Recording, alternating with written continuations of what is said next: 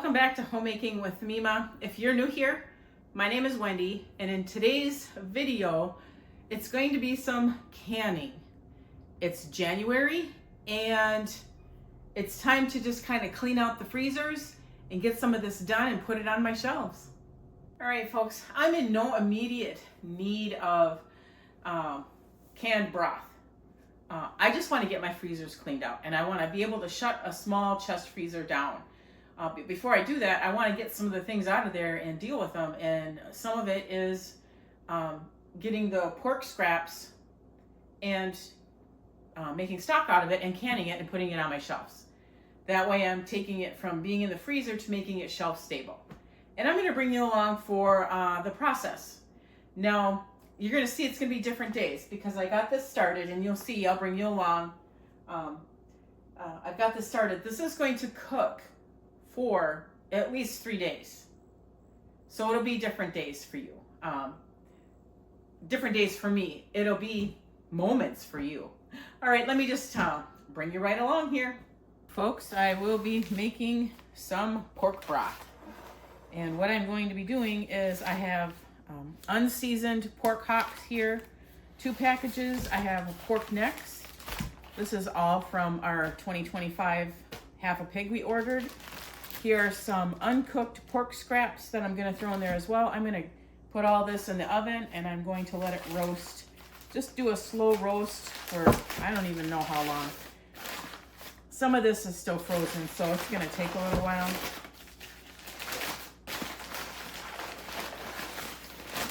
Oh yeah.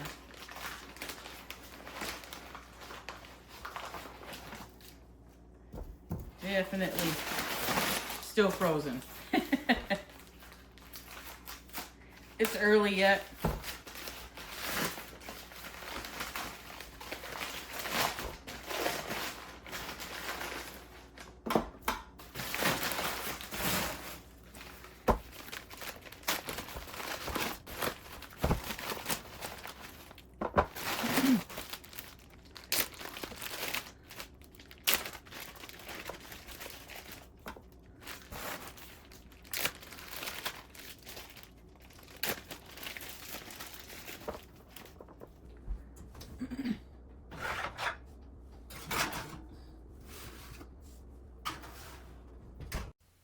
So I brought out my Ball electric canner.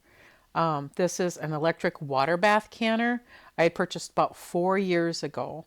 I don't use it for water bathing. I use it for making a large amounts of stock. I can use it for water bathing if I choose to, but for some reason, in my head, the only thing I wanted was to buy this huge thing because then I can let it sit overnight, kind of like a crock pot. But I don't have crock pots large enough, and I don't want to bring out my roaster and use that because that gets too hot. In this, I can regulate the temperature a lot better. But you're going to see that I put in the pork hocks and the pork neck bones and the scraps, and look at how nice and roasted all that got. And then I also get the juices out of the pan as well. I did purchase this Ball electric canner at our local Fleet Farm. I don't even remember how much it was. We purchased it 4 or 5 years ago. I believe they still sell something similar to this, but I have also seen something that's like half the size of this. So if you are interested, the best thing to do is just look up online.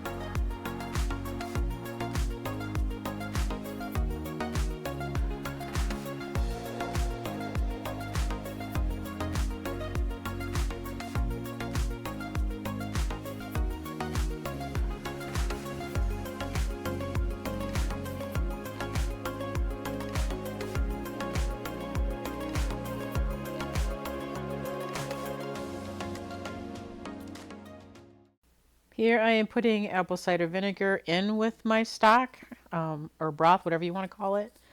I believe I put in 2 teaspoons. Yes, I think it was 2 teaspoons. And what apple cider vinegar does is it helps draw out as much nutrition from the bones as it possibly can. And you can't even taste it.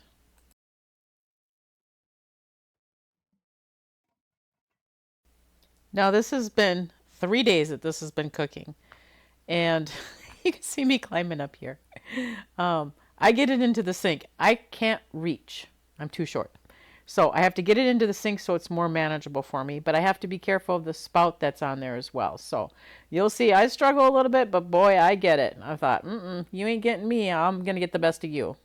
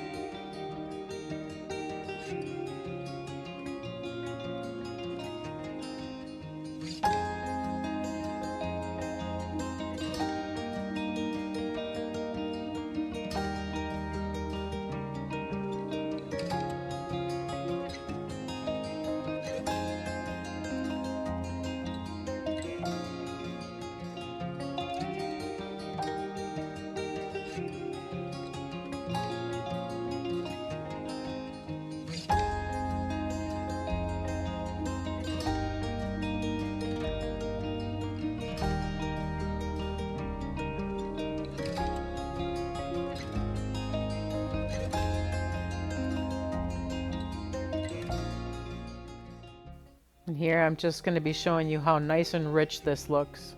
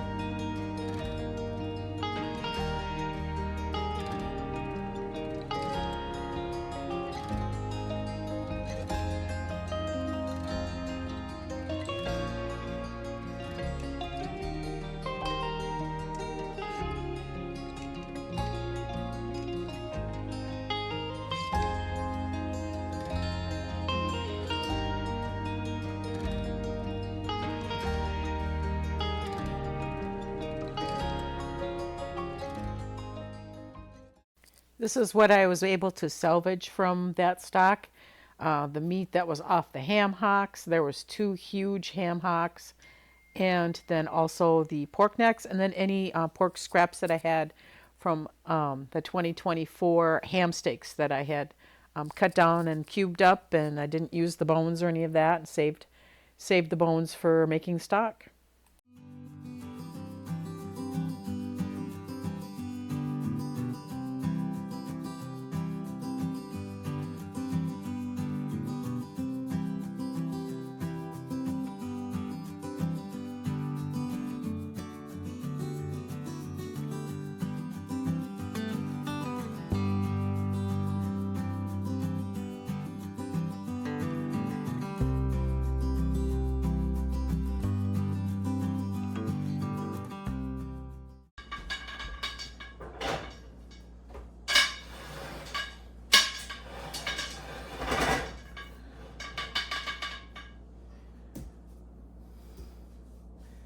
Good morning, everyone.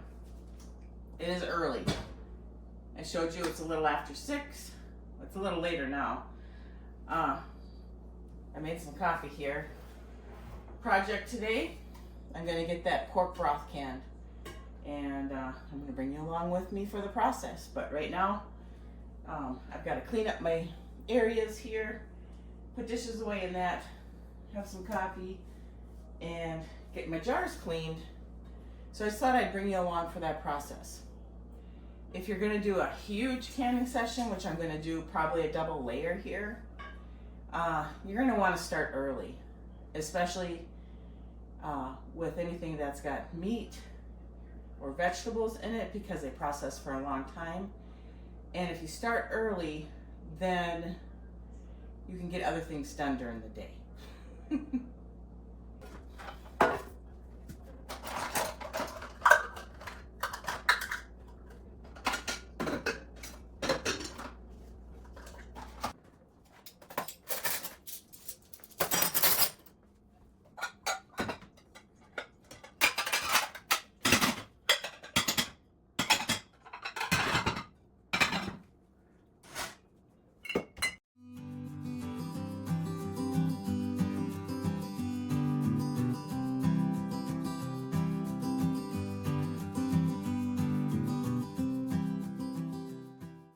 I'm just bringing you along for the full process. If you don't get prepped in the evening, then you have to do it that morning of or the day of. So I had to put away all my clean dishes.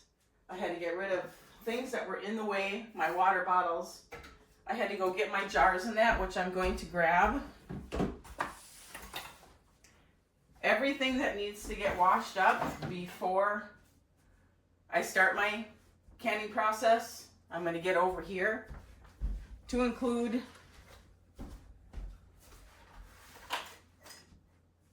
my lids and rings. So I'm going to count out, because I can get, we got 12, 15, I believe I can fit 14 pint jars in here. So I'm going to count out 14 lids and rings. I'm not going to bore you with that. Anyway, I'm going to get all this ready to get washed up. And then once I get it all washed up and moved, then I can get all of the drainers and that cleaned up. I am waiting for my Brita to finish filling up so I can get that put back in the refrigerator.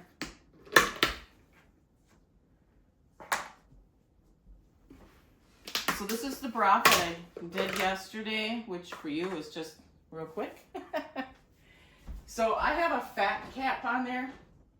I do not want to can with the fat cap because it's going to compromise my seals. So I'm going to get it off of there.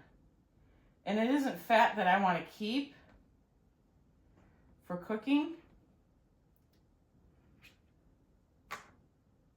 even though it is a lard. It's got turmeric in it. That's that orange or yellow hue that you see. And turmeric helps with inflammation. That is why I put it in there. So this is going to take me a little while to get this fat off. So I'll bring it in so that you can see better what I am actually taking off. It's not pleasant, but everybody knows that if you make something like this with real meat and fat scraps and all that, you're going to get a fat cap. So that is what I am taking off.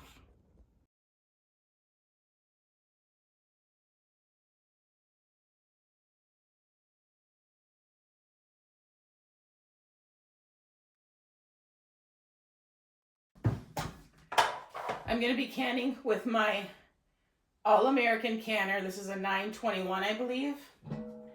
And I do have to prep it before I can with it. I follow the manufacturer directions. Each canner, Presto, All-American, any of them that you get, for the Presto, all those, have a manufacturer instruction book. Follow that for taking care of your canner. Now, before I can, I have to make sure that the metal that touches metal in this canner, because an All-American has no rubber seals. It has metal on metal, and I don't want it to seal permanently. So I have to treat it, and I have this strictly for my canner. It's just petroleum jelly. I go around the edges where the canner touches each other. And that's how I take care of that, other than washing it. Now, when you do can, You want to make sure that your vent seals are clear, that you can see light through it. Okay, and mine is. Because if you can't see light through it, you're going to compromise your canning project. In a pressure canner, you want to get the recommended amount of water in there for pressure canning. For the All-American, for any pretty much, is like 3 inches at the bottom for pressure canning, not water bath. So I've taken my little stick here that's a measure for headspace and a debubbler, and I have marked on it with a permanent marker where my water should be, because I can't see that well in there. So, and I just use a pitcher. So I'm not going to bring you along while I wash all this stuff. I recommend that you use soapy vinegar water. That will help take out any grease residue if there is any left in the jars. So yes, I'm going to wash all this up and get that done. Get some of this cleaned up and get my jars in the oven. Now, when I pressure can, I just heat my jars in the oven. They recommend that you don't have to heat your jars at all, but I'm going to be heating this stock up, so I want to heat my jars up. Hot product into hot jars, and I'm going to warm up my canner, so hot canner. So there's that process. You can either do cold canning or you can do hot canning. So I recommend, please read up on it. I also want to note, I should have done all this last night, but I didn't. As you can see, I'm going to be working out when I'm done with this, but it's going to be quite a while before I do that, because I want to get my product into the canner. So take note, try to get as much done the night before. If you're going to be doing a huge canning project, try to get as much done the night before, then you won't have all this sitting on your shoulders the day of. Take note as well, this is the time that you check your jars for any cracks, and then feel the top for any nicks. I have had jars that I have missed. I mean, it does happen. I missed them. I get them filled, get them in the canner, and I have a breakage inside my canner. So then my product is compromised inside my canner. So please take the time to look at your jars, see if there's any hairline cracks or any of that. Feel the tops of them as well, okay? I did place my jars inside my oven. When I'm ready to turn them on to heat them up, I'm going to turn my oven on to 200 degrees. And I'm just going to bring them up and let them get hot, so that way then I don't compromise anything, because I'm going to have hot product.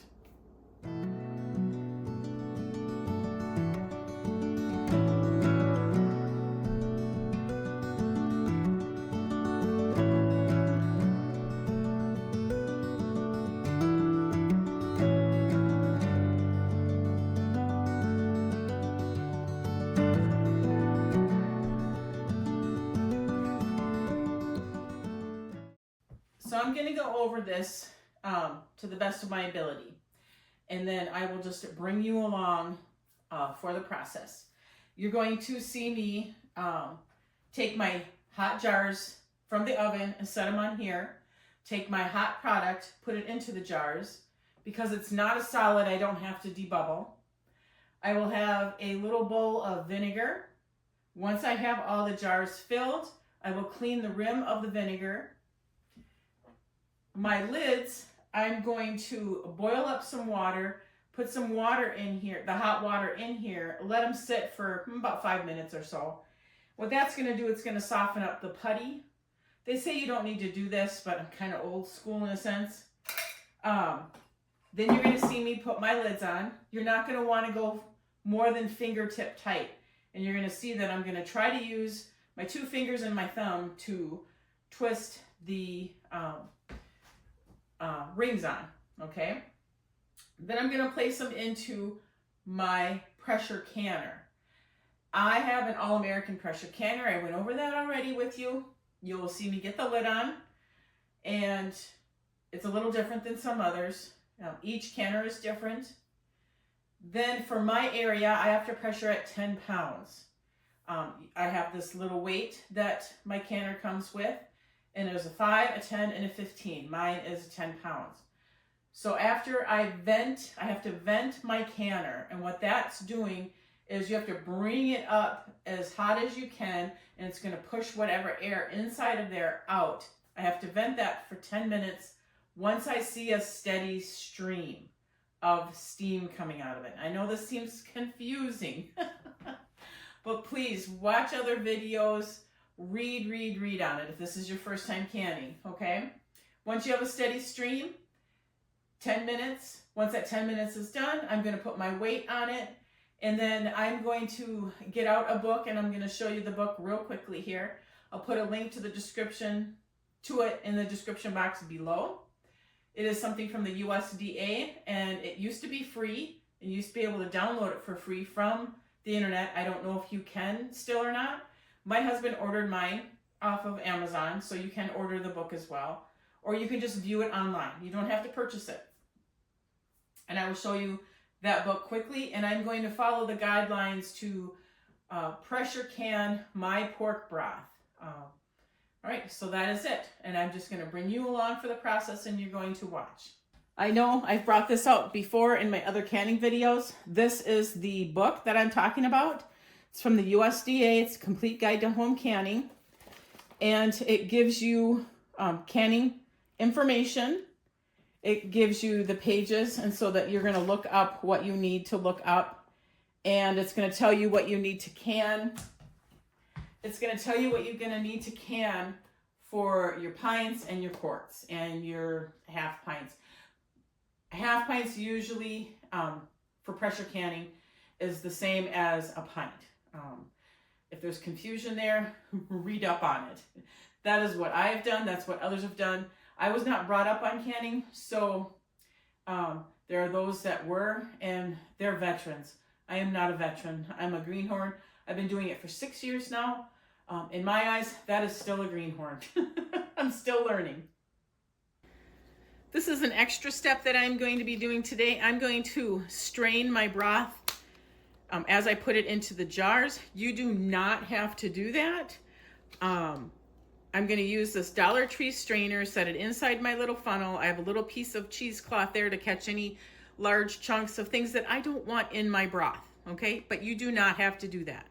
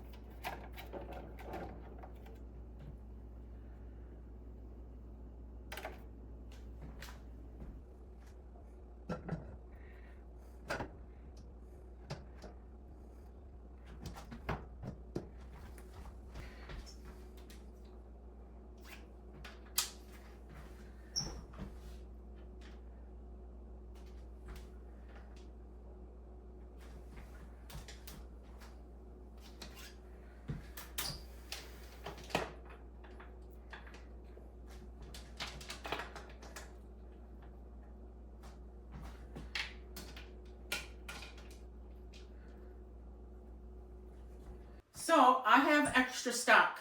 I don't have enough to fill a large canner, but I have enough to fill my electric pressure canner.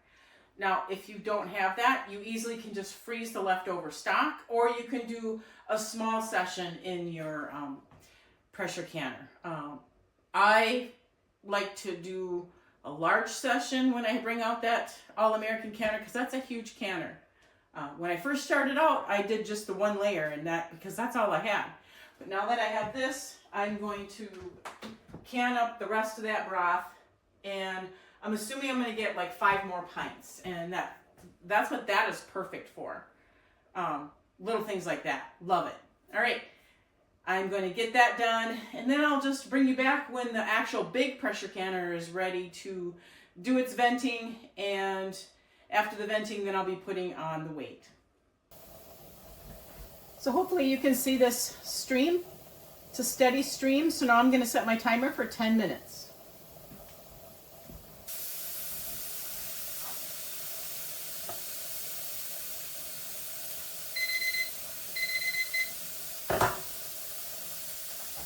Here is the weight, 10 pounds, 15 and 5. I need the 10. So I'm going to take the weight and I'm going to place it right on that spout and try not to get burned. So now I'm going to wait for this to come up to pressure. So I'm bringing you in a little closer. I need my dial to come up to 240.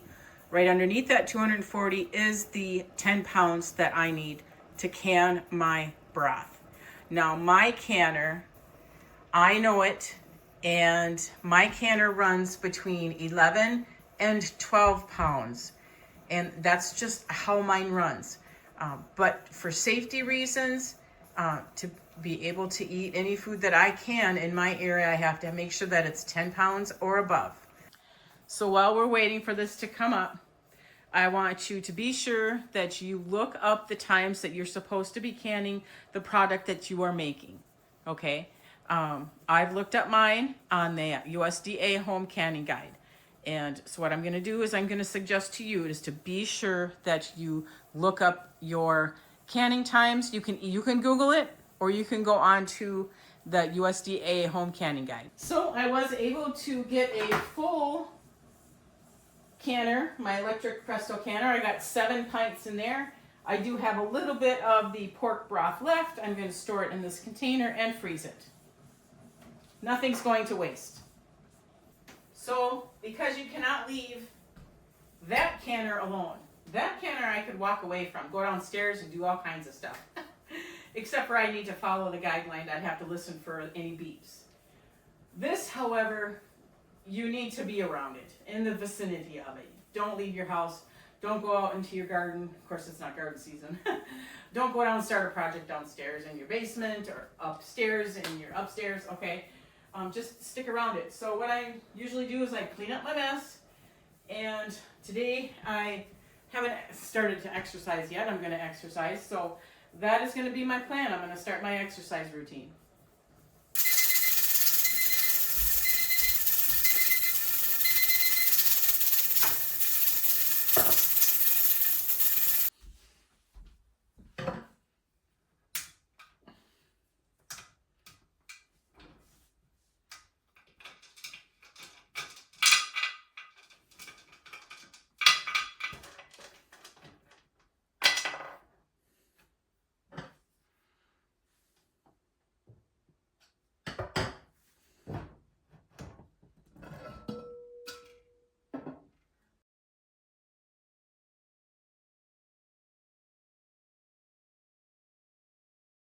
I'm going to take my product, put it on the table here. I've already gotten the one out of the electric pressure canner. I just didn't bring you along for that. It's the same thing as what I'm doing right now.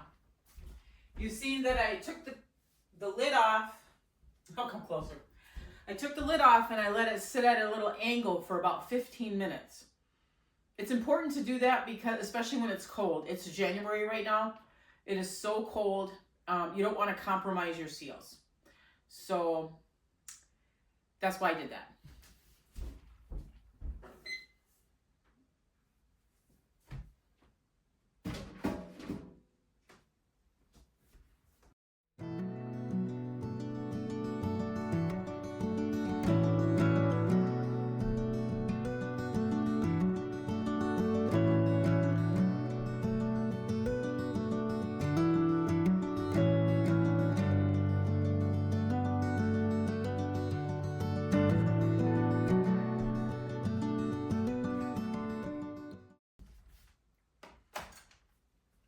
going to get the rest of them out and I'll bring you right back.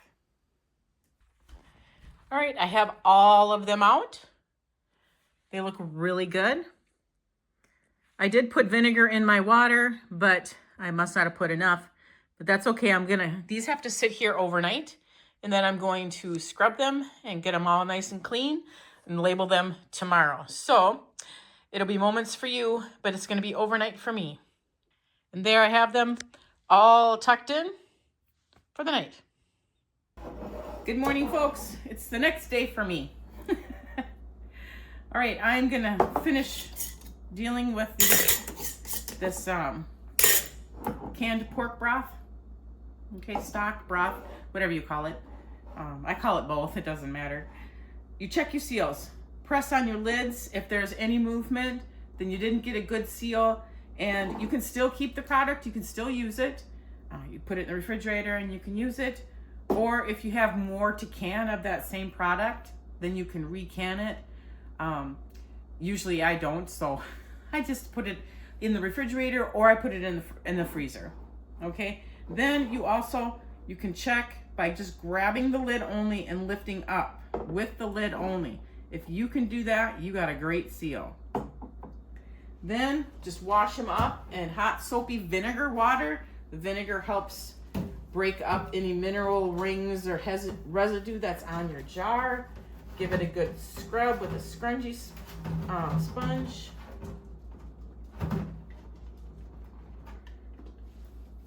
Give it a good rinse.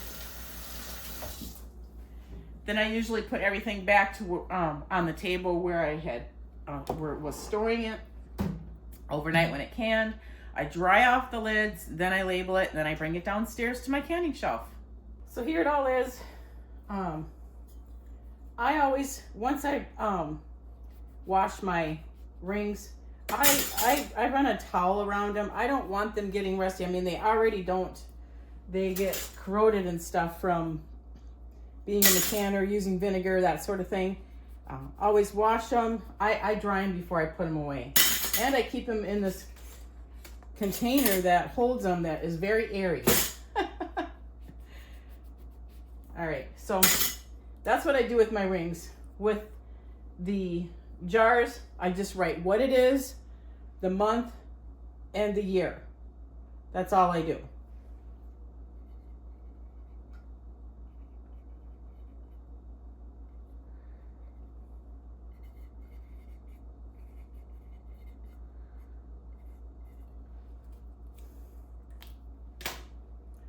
That is it. And you can see that I've got 12, 13, 14, 15, 16, 17, 18, 19, 20. I have 21 pints of pork stock. And that's going to run all the way through the summer, actually. So, because I have stock downstairs still that I haven't used. But I can use this in soups, stews, gravies. When I make rice, you can just drink it for health benefits. Because you've seen at the beginning of this video how I brewed it for 3 days and got as much nutrients out of them bones as I possibly could. All right, I'm going to get this all finished up and I'm going to bring them all downstairs. Well, folks, that's going to bring this video to an end. I'll unload these in a moment.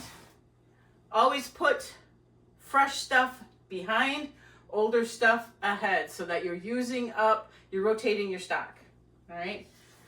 Good tip, especially from someone who's been in retail. All right, I'm gonna make sure that I put a link to this home canning guide down below in the description box. It is from the USDA. If you're a new canner, it's probably best to go by this or the Ball canning books.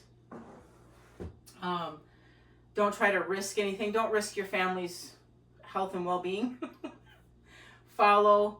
If you're new, follow the directions to the T.